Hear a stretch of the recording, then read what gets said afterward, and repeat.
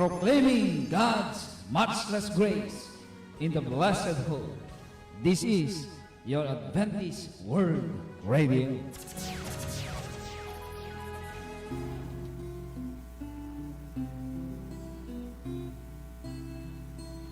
No iti agsapa apo manyeg muti meko. Isa na namang pagkakataon ang ipinagkaloob sa atin ng Panginoon upang magkaroon ng panibagong buhay, panibagong lakas, at panibagong sigla sa ating pong mga sarili. Dahil sa umagang ito, mga kaibigan, mga kapatid, ay sumapit naman ang ating pong oras sa ating pong devotional. Kaya kung ano man po yung inyo pong mga ginagawa, ano man po yung pinagkakabisihan po natin, akin pong hinihiling ang lahat na tayo po muna'y panandaliang tumugon sa panawagan ng Panginoon. Unahin natin ang salita ng Diyos. Ang biyag anata. Bago tayo tuluyang magumpisa, tayo po muna'y manalangin. Makapangyarihang Diyos ng tahanan na nasa kalangitan, sa oras na ito, ibinabalik namin ang papuri, pasasalamat sa iyong walang hanggang paggabay at pag-ibig sa bawat isa sa amin. Binigyan mo kami ng pagkakataon na masilayan muli ang bagong umaga sa amin pong mga buhay. Maraming salamat sa inyo pong kadakilaan. Salamat din sa mga angels na nagbantay sa amin sa buong magdamag. At sa umagang ito, Panginoong Diyos, kami po ay mag-aaral ng inyong pong salita. Bigyan kami ng makalangit na kalaman, maunawaan at maintindihan ang nais mong maipabatid sa bawat isa sa amin. Hinihiling ko po, Panginoon, pakalinisin ang aming pong mga kasalanan. Bugyan ng puwang ang aming pong mga puso't kaisipan. Papasukin ang inyong salita na siyang mag-transform sa aming pong mga buhay upang ito ay mapagkita o mapakitaan kami ng magandang halimbawa. Maraming salamat dahil ito po ay aming hiniling sa pangalan ni Jesus. Amen.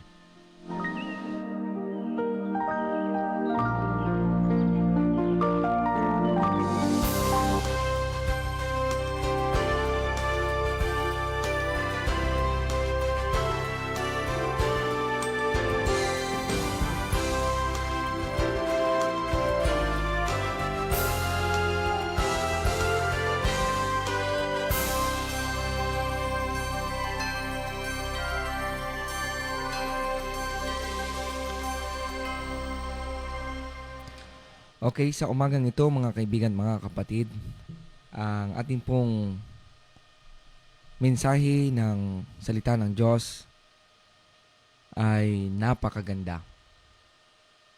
Ba't ko nasabing napakaganda? Dahil ito ay napapanahon sa ating pong panahon ng pandemya, panahon ng lahat ng mga tao ay naghihirap. At alam niyo po ba sa kasulatan, particular na sa aklat ni Isaiah, hindi lang ito pala dito na nangyayari sa atin, but cause yung panahon ng Old Testament, anak ng Diyos, ay may naitala dito, mga kaibigan, na sobrang hirap sila. Sa Isaiah 59 verses 15, simulan tayo sa 13. Ang nakasulat ay ganito: In transgressing and lying against the Lord, and departing from our God, speaking oppression and revolt, conceiving and uttering from the heart words of falsehood, justice is turned back, and righteousness stands afar off. For truth is fallen in the street, and equity cannot enter. So truth fails. And he who departs from evil make himself as prey. Then the Lord saw it, and it displeased him that there was no justice at all. Mga kaibigan, mga kapatid, we are living in a world of injustices. Tayo po'y namumuhay sa mundong ito na masasabi nating napaka-unfair, parang hindi katanggap-tanggap, mga kaibigan at mga kapatid. But we as a Christian, are followers of truth, following the path that Christ wants us to follow, we tend not to forget, mga kaibigan, na ang ating pong sanang liwanag, ang ating pong katotohanan ang mapagkita sa bawat buhay ng bawat isa. Kasi nakita natin, mga kaibigan, and sa ating pong pamumuhay ngayon, sa ating pong kalagayan ngayon, we are living in the world of injustice. We are living in the world of cruel world,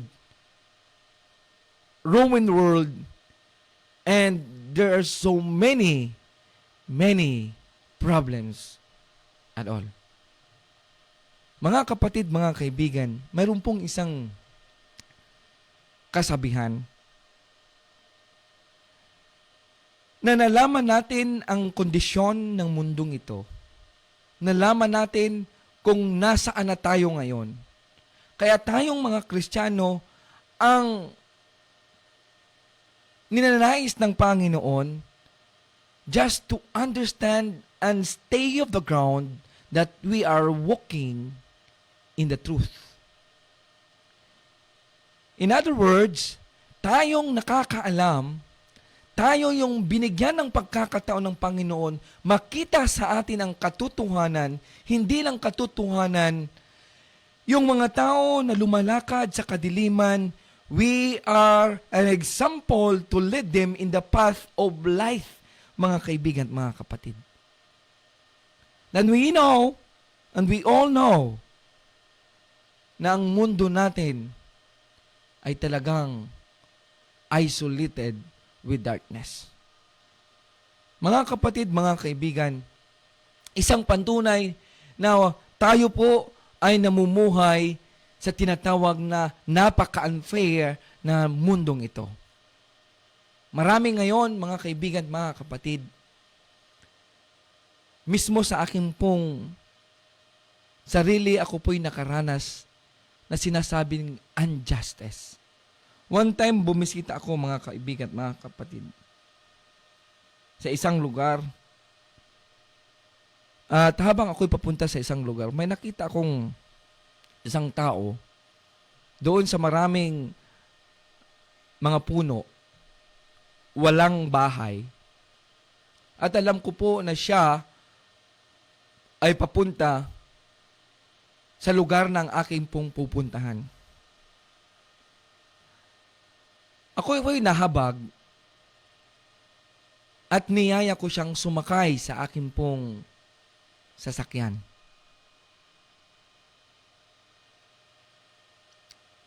Magalang akong sumalita na nagsabi sa kanya, "Magandang hapon po. Saan po ba kayo pupunta?" At alam ko ang minensyon niyang lugar, tamang-tama ako'y papunta roon. Sakay na lang po kayo.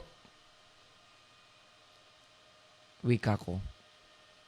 Nang pinasakay ko na siya, tinanong ko kung ano ang kanyang status, saan siya nanggaling. At alam niyo, mga kapatid, ang ganda ng aming usapan. Sa maikling istorya, mga kaibigan, nakarating kami sa lugar na pinupuntahan ko. Ang wika niyang lugar ay nasa malapit lang.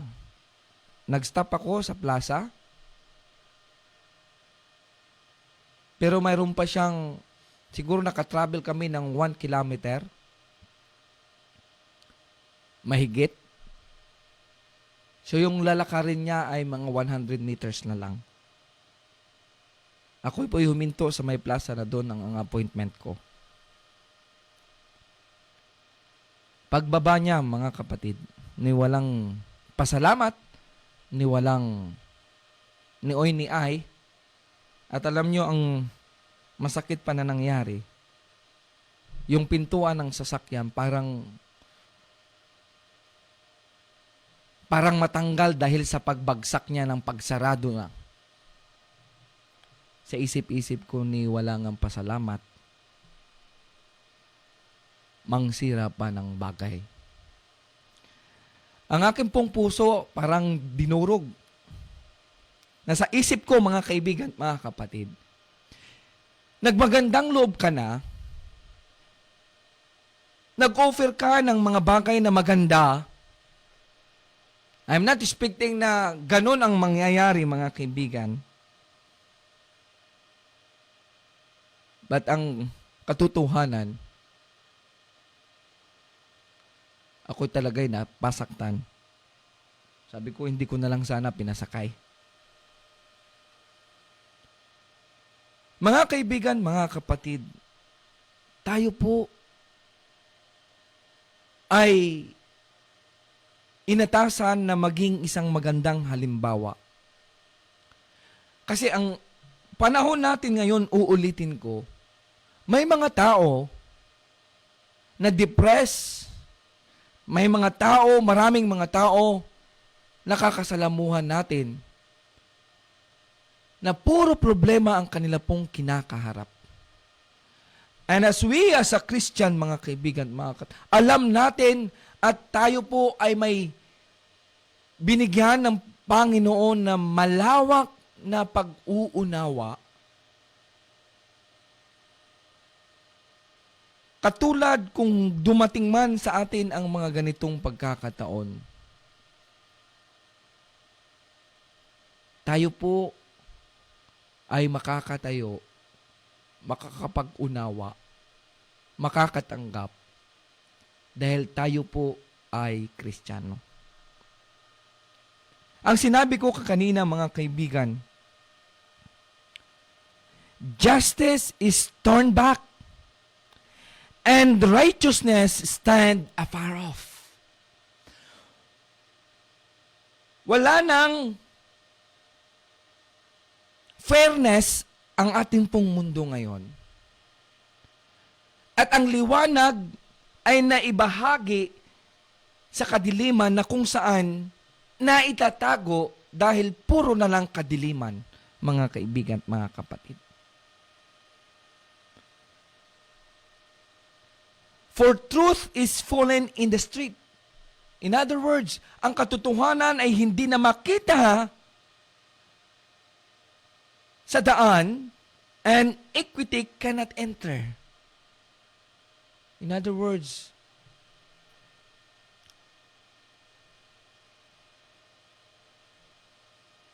sa buhay natin ngayon, mararanasan natin, makikita natin na talagang we are living in the end of time. Kaya mga kaibigan, ang panukala ng ating Panginoon, ang sagot niya dito, mga kaibigan, ating pong babasahin sa Isaiah chapter 1 na ang talata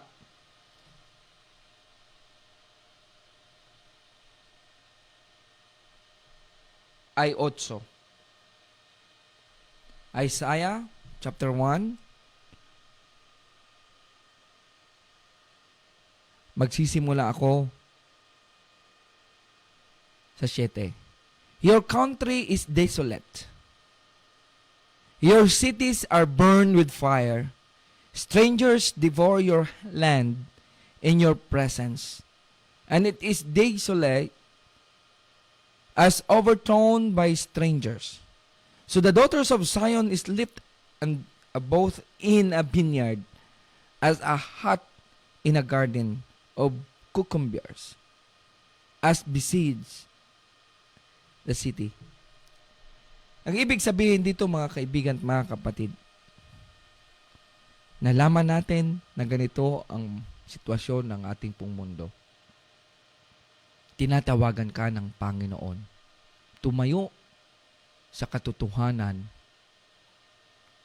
maging pagpapala sa mga tao na nais magkaroon ng kapayapaan.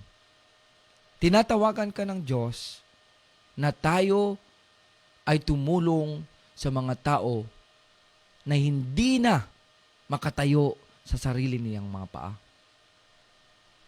Tinatawagan ka ng Panginoon sa mga tao na nasa kadiliman upang mabigyan sila ng kaliwanagan. Tinatawagan ka ng Diyos na tumayo at tumindig sa katotohanan dahil para pag makita ka ng ibang tao, ang kanila pong pagdududa,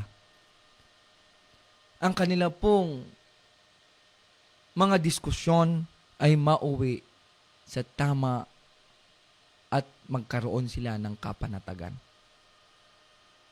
Mga kapatid, mga kaibigan,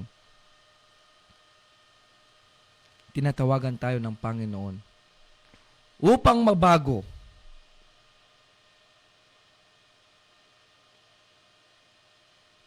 Maipadama sa ating pong mga kapatiran, mga kaibigan, mga tao na nakapalibot sa atin,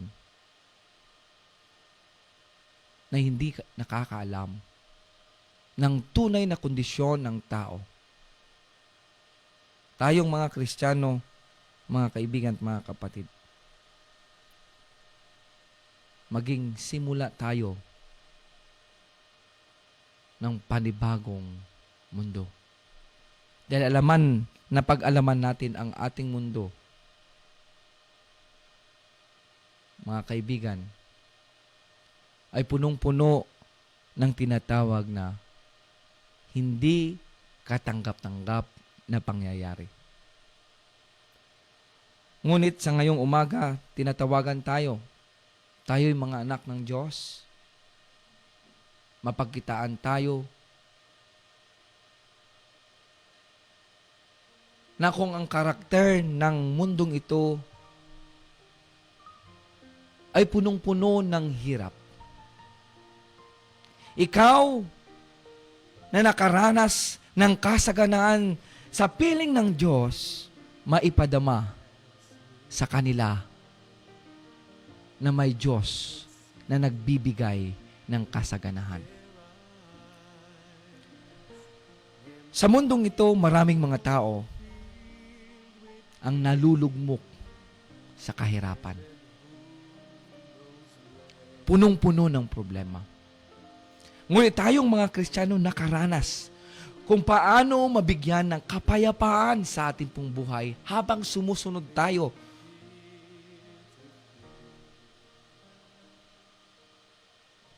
sa landasin na natatahak natin sa piling ng Panginoon. Tulungan natin sila magbigyan ng kaginhawaan. Mga kaibigan, mga kapatid, yung buhay mo, yung buhay ko,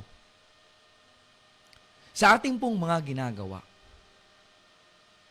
sa ating pong mga sinasabi, dapat ang laman ng ating pong pananalita, ang loob ng ating pong mga ginagawa, ang sabi nila, ikaw ay may malaking contribute sa pagbabago ng buhay ng tao.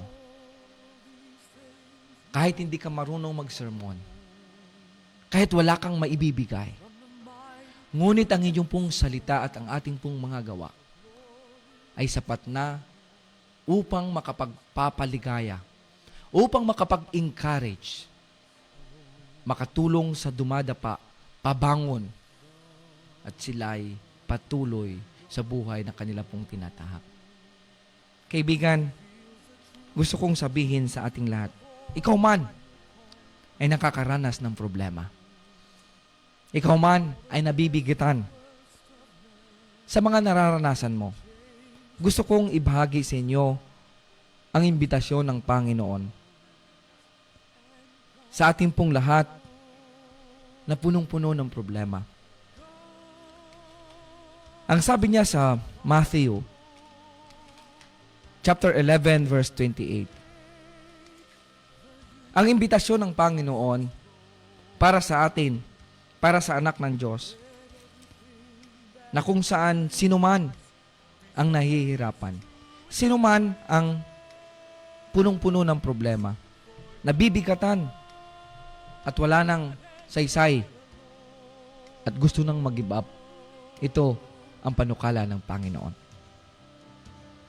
In Matthew 11 verse 28 to 30, sabi ng Panginoon, "Come to me, all you who labor and heavy laden, and I will give you rest.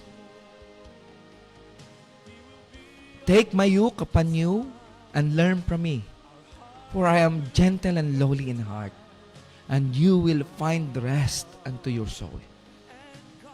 For my yoke is easy and my burden is light."